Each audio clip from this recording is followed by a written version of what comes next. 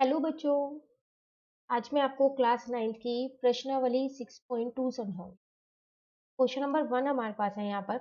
आकृति 6.28 में एक्स और वाई का मान ज्ञात कीजिए और फिर दर्शाइए कि ए बी जो है वो समांतर है किसके सी डी के। देखो, आपको यहाँ पर क्वेश्चन में आकृति दे रखी है। आपको क्या करना है, पहले तो एक्स और वाई का मान निकालना है। उसके बाद आपको ये भी दिखाना है कि जो ए बी है, ये वाली जो रेखा है, ये समांतर है किसके, सी डी के। ठीक है। तो देखो करेंगे कैसे इसको, हम x और y का मान निकालना है। तो x का मान तो हम बहुत आसानी से निकाल सकते हैं। वो कैसे, अगर हम यहाँ पर x प्लस 50 इजिकल टू 180 कर दें तो हम कर सकते हैं। क्यों? क्योंकि ये एक ही रेखा पे बने दोनों कोण है, तो इनका योग कितना होगा, 180 इन दोनों कोणों का।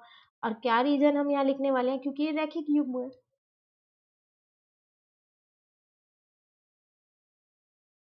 ठीक है ना।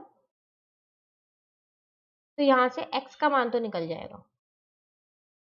x का मान यहाँ से कितना आ गया, 180 में से हमने 50 को क्या किया, माइनस कर दिया, तो x का मान आ गया 130। ठीक है। अब बात करते हैं y की। तो y कैसे निकालेंगे, तो देखो y आएगा आपके पास कितना, 130। क्योंकि ये 130 है तो ये दोनों कोण बराबर होते हैं। तो y आ गया हमारे पास कितना, 130। और रीजन यहाँ पर हम क्या लिखने वाले हैं, क्यों ये दोनों बराबर है, क्योंकि ये हमारे पास शीर्षाभिमुख कोण है। ठीक है, तो हम रीजन में यहाँ पर ये लिख देते हैं। चलिए, x और y तो हमने निकाल लिया जो हमसे क्वेश्चन में बोला गया था।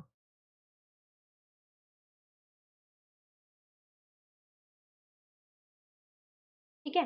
अब एक और चीज बोली गई थी हमसे क्वेश्चन में, वो क्या, कि आपको ये भी दिखाना था कि ए बी जो है वो समांतर है किसके, सी डी के। तो ये आप कैसे दिखाओगे, देखो एक्स और वाई आपके पास यहाँ पर जो दोनों है, ये दोनों बराबर आए हैं, आए ना। एक्स भी 130 आया और वाई भी आपके पास 130 आया। और अगर देखा जाए, मान लो कि अगर ये दोनों समांतर रेखाएं होती तो ये आपके एकांतर कोण होते, और एकांतर कोण तो बराबर ही होते। तो यहाँ पर आपको पहले ही आ गया कि एकांतर कोण, ये जो दोनों कोण है ये आपके बराबर है। तो इसका मतलब ये एकांतर कोण है, तभी तो ये बराबर है। और जब ये एकांतर कोण है तो इसका मतलब जो आपकी ए बी है वो सी डी के समांतर है, तभी तो ये एकांतर कोण बने। तो लो, आ गया ये भी कि ए बी जो है वो सी डी के समांतर है। तो बहुत आसान सा क्वेश्चन था, सिर्फ आपको x का मान निकालना था जो कि हमने रैखिक युग्म से निकाला, y का मान निकालना था जो कि हमने शीर्षाभिमुख कोण से निकाल लिया। उसके बाद हमारे को ये बताना था कि ए बी सी डी के समांतर है, ये हमें यहाँ पर सिद्ध करना। तो हमने देखा कि x और y का मान तो दोनों में ही सेम है, 130 है दोनों का मान, और ये दोनों है भी एकांतर कोण मेरे। तो जब ये दोनों का मान बराबर है तो इसका मतलब ए बी जो है वो सी डी के समांतर होगी, तभी तो इनका जो मान है वो बराबर है। ठीक है, तो वो भी हमने यहाँ सिद्ध कर दिया। चलिए आते हैं हम क्वेश्चन नंबर 2 पे। यहाँ पर आपसे क्या कह रहा है, फिर आपको एक आकृति दे रखी है। यदि ए बी समांतर है सी डी के, सी डी समांतर है ई एफ के, और वाई अनुपात जेड, ये अनुपात में दे रखा है आपको, इनके सीधे सीधे मान नहीं दे रखे, अनुपात में दे रखा है, 3:7 है। तो x का मान ज्ञात कीजिए, आपको इसका मान निकालना है x का। ठीक है, पहले हम आकृति यहाँ पर बना लेते हैं, फिर समझते हैं इसको हम कैसे करने वाले हैं। तो यहाँ पर आपको 3 रेखाएं दे रखी है।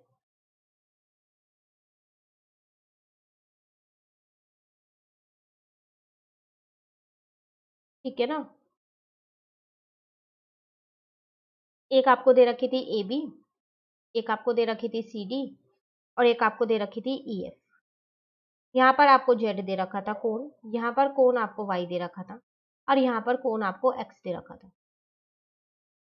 ठीक है। अब पहले लिखते हैं कि हमें दे क्या रखा था। देखो हमको दो चीजें दे रखी थी, वो क्या थी कि जो ए बी है वो समांतर है किसके, सी डी के। एक और चीज दे रखी थी, जो सी डी है वो समांतर है किसके, ई एफ के। तो इसको आप एक मान लो और इसको आप दो मान लो, ये दोनों ही चीजें आपको दी हुई हैं क्वेश्चन में। अब देखो, जब ए बी सी डी के समांतर है और सी डी ई एफ के समांतर है तो इन दोनों से एक चीज निकलती है, वो क्या, तो समीकरण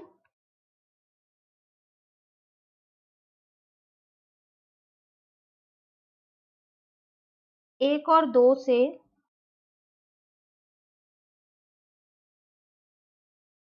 हम पाते हैं कि ए बी जो है वो किसके समांतर होगी, ई एफ के। जब ए बी सी डी के समांतर है और सी डी ई एफ के समांतर है तो इसका मतलब ए बी ई एफ के भी समांतर होगी। ठीक है ना। अब जब ए बी ई एफ के समांतर है तो इसका मतलब जो एक्स है वो तो जेड के बराबर होगा। क्यों? क्योंकि हमारे एकांतर कोण है। ठीक है ना, यहाँ लिख देते हैं एकांतर कोण।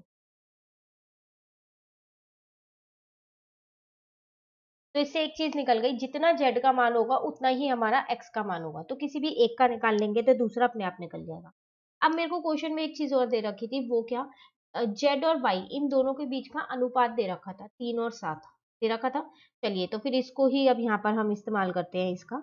तो देखो, माना मैंने यहाँ पर मान लिया कि जो वाई है वो है 3K। आप कोई भी एक अचर यहाँ मान सकते हैं, मैंने के माना है, आप एक्स भी मान सकते हैं। एक्स मत मानिएगा, हाँ क्यों नहीं मानिएगा, क्योंकि देखो क्वेश्चन में ना आपको पहले से ही एक्स दे रखा है एक, तो एक्स वाई जेड छोड़ के कोई और मान लीजिएगा। ठीक है, तो मैंने यहाँ पर के मान लिया है और जेड को मैंने यहाँ पर माना कितना, 7K, क्योंकि ये अनुपात में दे रखे थे इसीलिए। अब अगर आप देखो तो ए बी जो है वो सी डी के समांतर है, तो इसका मतलब एक्स प्लस वाई जो है वो 180 होंगे, इन दोनों का योग, एक्स प्लस वाई। और क्यों होंगे ये इन दोनों का योग 180, एक ही ओर के अतः कोण का योग है ये, तो 180 होता है। उसी तरह अगर ये दोनों कोण यहाँ बने होते तो यहाँ पर भी 180 होते। ठीक है ना, तो हमने यहाँ पर लिख देते हैं।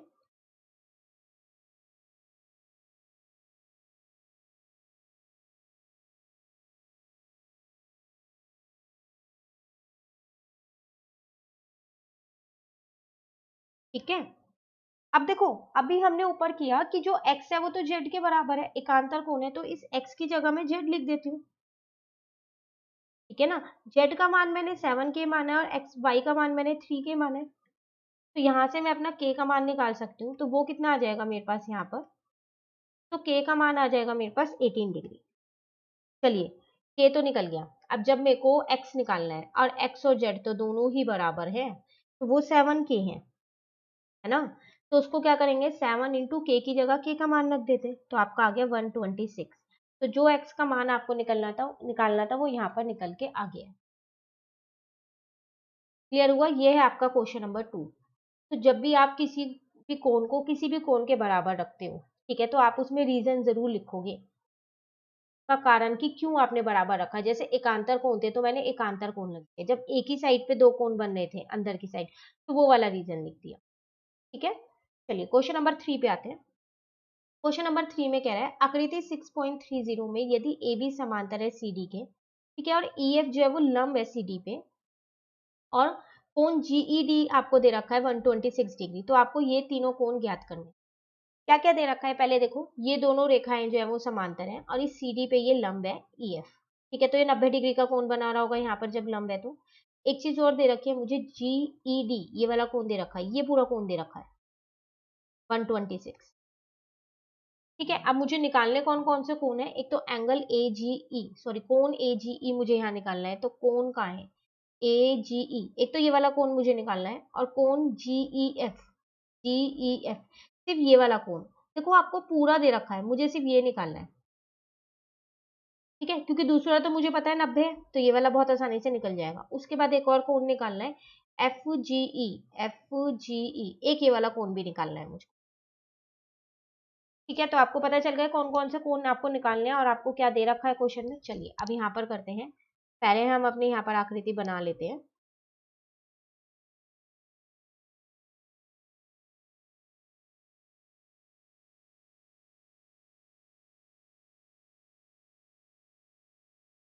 तो ये लंब थी आपके पास, सी और डी है यहाँ पर, और यहाँ पर ए और बी है।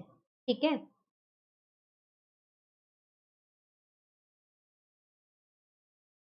ये जी था आपके पास, ए को थोड़ा सा इधर लिख देते हैं। ठीक है ना, ये आपको 90 डिग्री दे रखा है। फाइनली क्या क्या आपको निकालना था वो सब हमने यहाँ पर देखा था, ये दोनों कोण निकालने थे और एक ये वाला कोण निकालना था। ये पूरा कोण हमें दे रखा है 126। ठीक है, तो लिख लेते हैं यहाँ पर, कोण जीईडी हमको दे रखा था 126। अब देखो एक चीज और आपको दे रखी थी, वो क्या थी कि जो ए बी है वो सी डी के समांतर है। ये दोनों चीजें आपको दी हुई है, क्वेश्चन में ही दे रखी है। अब जब ये दोनों रेखाएं समांतर है तो इसका मतलब जो कोण ए जी ई है वो तो कोण जीई डी के बराबर ही हो जाएगा, एकांतर कोण है ये तो मेरे। तो एक कोण तो मेरा ऐसे ही निकल गया, एक ही स्टेप में निकल गया एक कोण। तो AGE भी तो मुझे निकालना था, ये वाला, और ये इस पूरे के एक अंतर होगा, तो इसका मतलब कोण AGE मेरे पास निकल के कितना आ गया, 126। चलिए, एक कोण निकल गया। अब बात करते हैं हम अपने दूसरे कोण की। तो अगर हम ये वाला कोण देखें, ये वाला, तो देखो आपको पूरा कोण दे रखा है GED, और अगर GED कोण देखूं तो उसमें दो कोण आते हैं। कौन कौन से? एक तो आता है आपके पास GEF, और एक कोण आपके पास आता है यहाँ पर FED। ये वाला कोण आपको 126 दे रखा है। GEF ये वाला कोण आपको निकालना है, ये वाला कोण आपको 90 डिग्री दे रखा है। ठीक है, तो यहां से आप GEF भी निकाल सकते हो। कितना आ जाएगा? 126 में से 90 को माइनस कर दोगे आप। ठीक है, तो लो आपका दूसरा कोण भी निकल के आ गया GEF। वो कितना आ गया? 36। दो कोण निकल गए, रह गया अब आपका सिर्फ एक कोण। वो कौन सा कोण रह गया? ये वाला कोण। तो देखो ये दोनों कोण, एक जो ये अभी हमने सबसे पहले निकाला और एक जो ये वाला है, ये दोनों कोण एक ही रेखा पे बन रहे हैं। तो इसका मतलब इन दोनों कोणों का योग जो है वो 180 होगा, रैखिक युग्म होगा ना 180। तो चलो अब ये भी निकल जाएगा। तो AGE और कोण FGE, इन दोनों कोणों का योग कितना होगा? 180 डिग्री। कारण सब में आपको लिख के आना है। ठीक है, अब ये वाला कोण तो अभी हमने ऊपर निकाला है, 126 था, निकाला था ना। अब यहाँ से कोण AGE निकल जाएगा। 180 में से अगर हम इसको माइनस कर देंगे तो ये वाला कोण भी आ जाएगा। चलिए, क्वेश्चन में हमारे को 3 कोण निकालने थे और तीनों कोण हमने यहाँ पर निकाल दिए।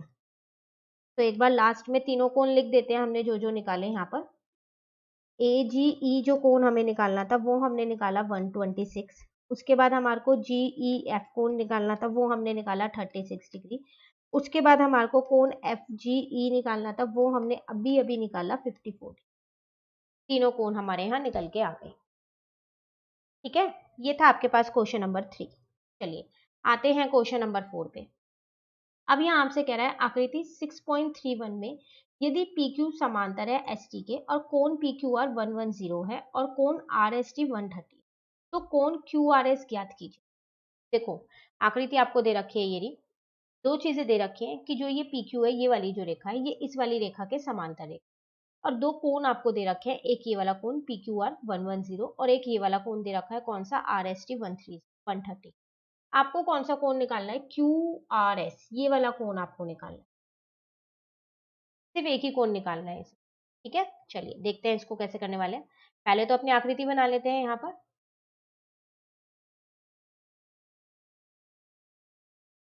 हम्म,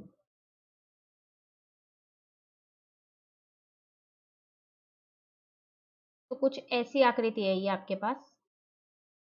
ठीक है ना, यहाँ पर आपको P दे रखा है, यहाँ पर आपको Q दे रखा है, और यहाँ पर आपको R दे रखा है, यहाँ आपको S दे रखा है, यहाँ आपको T दे रखा है। ये वाला कोण आपको दे रखा है 110 है। एक ये वाला कोण भी आपको दे रखा है, कितना है? 130। ये दो कोण आपको दे रखे हैं। निकालना कौन सा कोण है? आपको निकालना आपको ये वाला कोण है। ठीक है, अब हम क्या करते हैं, यहाँ पर ना थोड़ी सी रचना हमको करनी पड़ेगी। अब वो रचना हमको क्या करनी पड़ेगी, यहाँ पर देखो। तो देखो हम क्या कर रहे हैं, यहाँ पर ना मैं यहाँ पर एक रेखा बना रही हूँ जो कि इस ST के समांतर होगी। ठीक है, ये मैंने खुद से रचना की है यहाँ पर।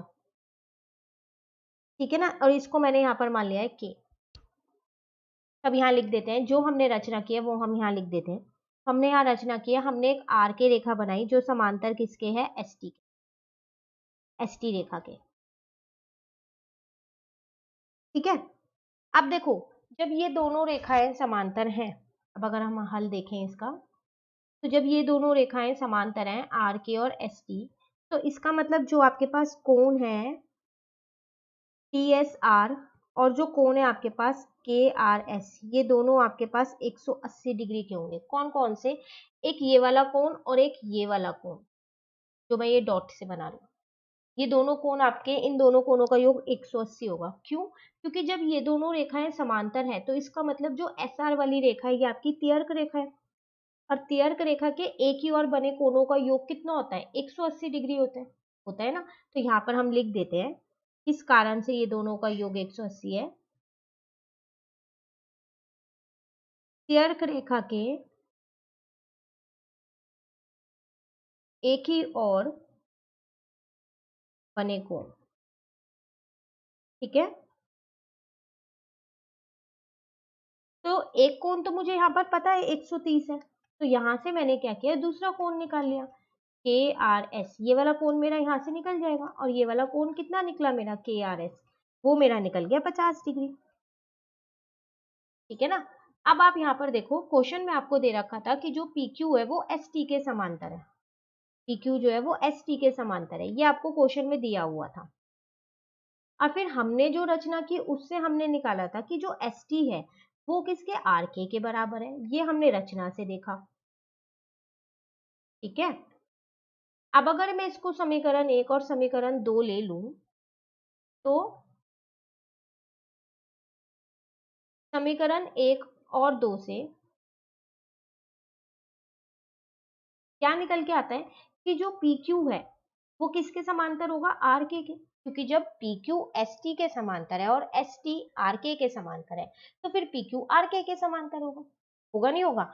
और अब जब ये वाली दोनों रेखाएं समांतर हैं, तो इसका मतलब जो ये वाला कोण है पी क्यू आर, ये इस पूरे कोण के बराबर होगा, इस पूरे के, ये होगा बराबर, एकांतर कोण है ये हमारे फिर तो चलो यहाँ पर लिख लेते हैं फिर हम। तो कोण पी क्यू आर जो है वो किसके बराबर होगा, कोण आर क्यू आर के, देखो क्यू आर के, ठीक है। और यहाँ पर रीजन हम लिख देंगे क्योंकि ये हमारे एकांतर कोण है। अब ये पूरा कोण मुझे 110 दे रखा है।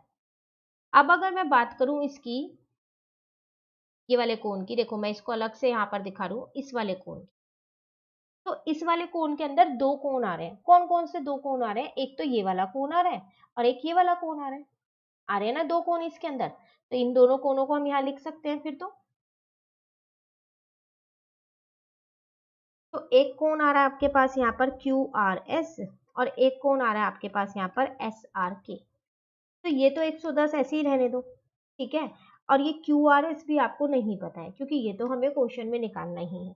अब बात आती है क्या हमें एस आर के पता है, हाँ अभी हमने ऊपर एस आर के निकाला है, ये रहा 50, पता है ना, तो इसकी जगह हम क्या करते हैं 50 लिख देते हैं यहाँ पर, तो यहाँ से मेरा क्यू आर एस निकल के आ गया कितना, 60 डिग्री, और मुझको क्वेश्चन में यही वाला कोण निकालना था, क्यू आर एस, ठीक है। तो सिर्फ एक छोटी सी रचना हमने की है यहाँ पर, और उसके बाद हमारा पूरा क्वेश्चन हल हो गया, ठीक है। चलिए आते हैं क्वेश्चन नंबर 5 पे। इसमें आपसे क्या कह रहा है, आकृति 6.32 में यदि ए बी समांतर है सी डी के, और कोण ए पी क्यू कितना है 50, और कोण पी आर डी है 127, तो एक्स और वाई का मान ज्ञात कीजिए।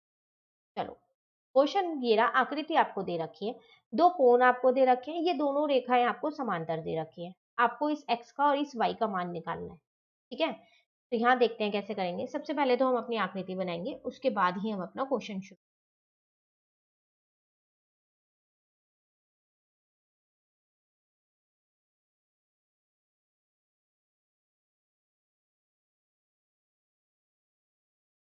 ठीक है, तो एक रेखा आपको ये दे रखी है ए बी, ये आपको पी बिंदु दे रखी है, एक रेखा आपको यहाँ पर दे रखी है सी डी, ये दोनों रेखाएं समांतर है, ये आपको क्यू बिंदु दे रखी है, ये आर, यहाँ पर आपको एक्स कोण दे रखा है, यहाँ पर आपको वाई कोण दे रखा है, यहाँ पर 50 डिग्री का एक कोण दे रखा है, और यहाँ पर त्रिभुज के बाहर एक 127 डिग्री का कोण भी आपको दे रखा है, ठीक है।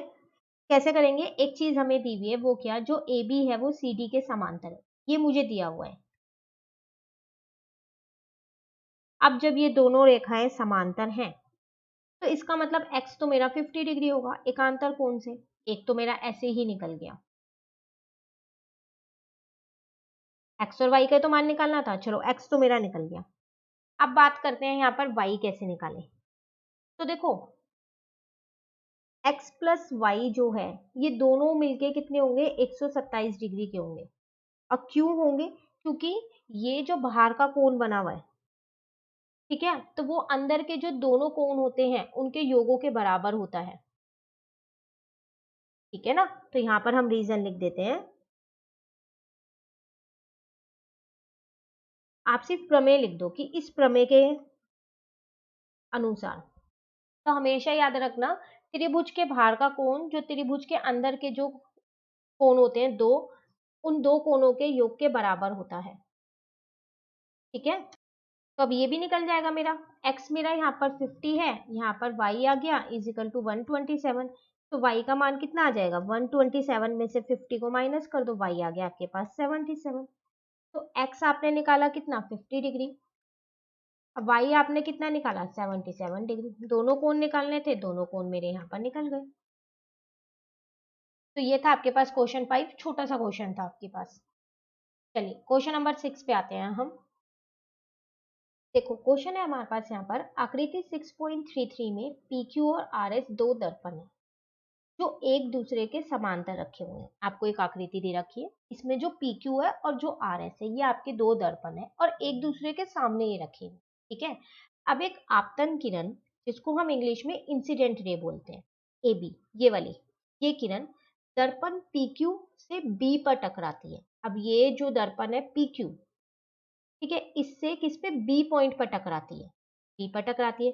जैसे ही ये बी पर टकराती है तो और परावर्तित किरण जिसको हम इंग्लिश में बोलते हैं रिफ्लेक्टेड रे, पथ BC पर चलकर दर्पण RS से C पर टकराती है। तो जब ये आपतन किरण बी AB जो है ये B पर टकराती है तो क्या होता है, परावर्तित किरण जो है वो BC ये दर्पण RS पे टकराती है C बिंदु पर। ठीक है, अब जैसे ही ये दर्पण RS पे टकराई C बिंदु पर तो फिर क्या होता है, तथा पुनः CD के अनुदिशा परावर्तित हो जाती है, फिर ये CD पे चली जाती है। तो फिर दोबारा से ये परावर्तित किरण हो जाती है। सीधा आपको क्या करना है कि जो आपका ये AB किरण है और जो ये CD किरण है, ये दोनों किरण जो है वो समांतर है, ये आपको सिद्ध करना है। क्वेश्चन आपको समझ में आया। आपके पास दो दर्पण है, ठीक है, पहले एक आपतन किरण दर्पण PQ पर टकराती है, जैसे वो PQ पर जाती है B बिंदु पर वो टकराती है तो उससे क्या होता है, एक परावर्तित किरण निकलती है और वो दूसरे दर्पण RS पे टकराती है C बिंदु पर। जैसे ही वो C बिंदु पर टकराती है फिर दोबारा से क्या होता है, एक परावर्तित किरण जाती है जिसका नाम है CD। ठीक है, अब आपको ये सिद्ध करना है कि जो AB और जो CD ये दो किरण है ये समांतर किरण है। ठीक है क्वेश्चन, चलिए अब हम यहाँ पर करते हैं, पहले हम अपनी आकृति बना लेते हैं। यहाँ पर आपको क्वेश्चन में दे रखी है,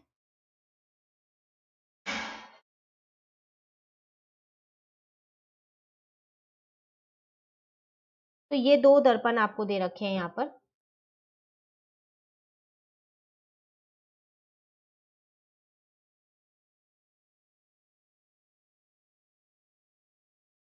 ठीक है, सबसे पहले जो AB आपतन किरण थी वो यहाँ पर टकराती थी B बिंदु पर। ठीक है, फिर यहाँ से एक परावर्तित किरण दूसरे दर्पण पे टकराती थी C बिंदु पर। दर्पण के नाम यहाँ पर थे आपके पास PQ और ये वाला दर्पण था आपके पास RS।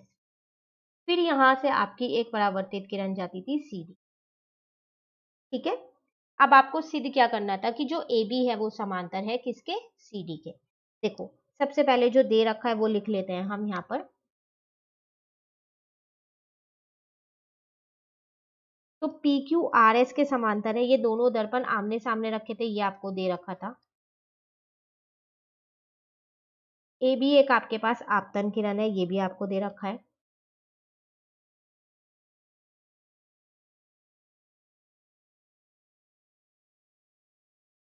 ठीक है, और CD जो है ये आपको दे रखा है एक परिवर्तित किरण है,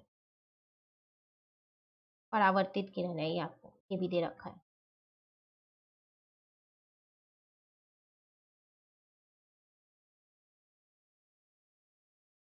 ठीक है ना, सिद्ध क्या करना है आपको वो भी यहाँ पर लिख लेते हैं।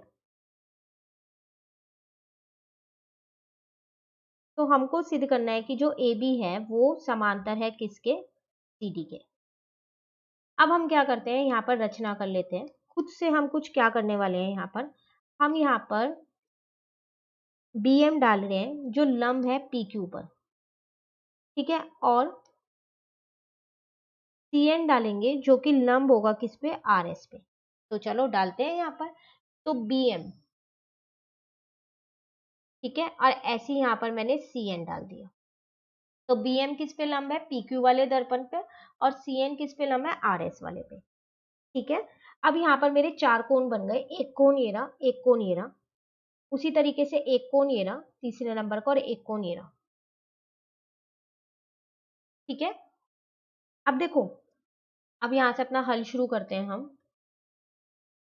जब आपको पता है कि BM PQ पर लंब है और जो CN है वो RS पे लंब है, जब भी दो समांतर रेखाओं पे हम लंब डालते हैं, वो दोनों लंब जो हैं वो क्या होते हैं, वो भी हमारे समांतर होते हैं।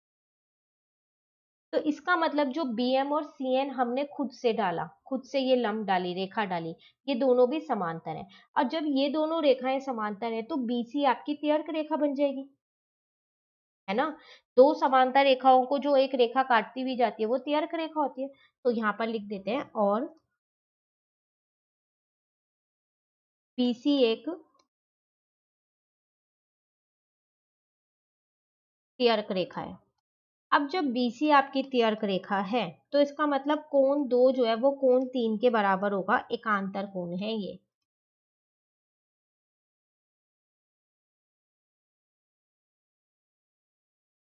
देखो कौन कौन से कोण होंगे, ये दोनों कोण बराबर होंगे क्योंकि ये एकांतर कोण है। ठीक है, इसको आप अपने क्या करो, एक पहली समीकरण मान लो। ठीक है, एक चीज और हम जानते हैं, वो क्या, कि जो आपतन कोण होता है ना, आपतन कोण, वो किसके बराबर होता है, वो परावर्तित कोण के बराबर होता है। ठीक है, तो इसका मतलब ये मेरा आपतन कोण है और ये मेरा परावर्तित कोण है, उसी तरीके से ये मेरा आपतन कोण है और ये मेरा परावर्तित कोण है। ठीक है, तो इसका मतलब जो कोण 1 है वो कोण 2 के बराबर होगा, इसको समीकरण 2 मान लो। और जो कोण 3 है वो कोण 4 के बराबर होगा, इसको समीकरण 3 मान लो। अब आप अगर इन तीनों समीकरण से देखो, 1 2 3 से, समीकरण 1 2 और 3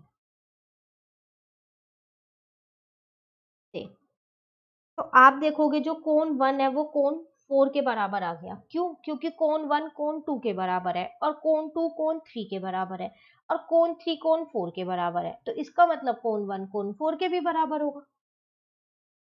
होगा नहीं होगा? और एक और चीज अगर हम इन्हीं समीकरण से देखें, तो समीकरण 1 तथा 4, इससे अगर मैं देखूं, इनको जोड़ने पर जो आ रहा है, 1 तथा 4 को जोड़ने पर, 4 ये वाली समीकरण है, तो आपका आ गया कोण 1 और कोण 2 का योग जो है वो कोण 3 और कोण 4 के योग के बराबर आ गया।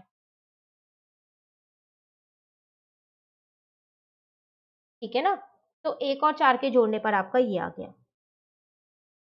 अब हम क्या करेंगे, देखो कोण 1 और कोण 2 दोनों कोण मिलके एक कोण बना रहे हैं ABC का, उसी तरीके से कोण 3 और कोण 4 मिलके BCD का बना रहे हैं, और ये दोनों कोण बराबर है, इसका मतलब ये एकांतर कोण होंगे तभी ये दोनों कोण बराबर है, वरना तो ये दोनों कोण बराबर ही नहीं होते। कौन कौन से कोण, अभी मैं आपको आकृति में दिखाती हूँ। देखो, ये वाला पूरा कोण 1 और 2, तो ये ABC है पूरा कोण, और ये वाला पूरा कोण 3 और 4 को जोड़ने पर, तो ये आपका BCD है। अब जब ये दोनों कोण बराबर हैं तो ये एकांतर कोण है, तभी तो बराबर होंगे, और जब ये एकांतर कोण है तो कैसे हो सकते हैं एकांतर कोण, जब आपकी ABCD के समांतर होगी तभी तो ये एकांतर कोण होंगे, BC आपकी त्यर्क रेखा बन जाएगी फिर, है ना। तो इसका मतलब जो हमें सिद्ध करना था वो यहाँ पर सिद्ध हो गया है। तो यहाँ पर लिख देंगे, इसलिए AB जो है वो किसके समांतर होगी, CD के, और यही हमारे को क्वेश्चन में सिद्ध करना था। ठीक है, तो ये था आपके पास लास्ट क्वेश्चन, कौन सा, क्वेश्चन नंबर 6। इसी के साथ हमारी प्रश्नावली 6.2 कंप्लीट हो गई।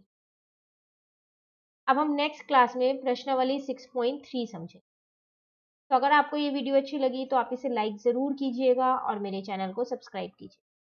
Thank you.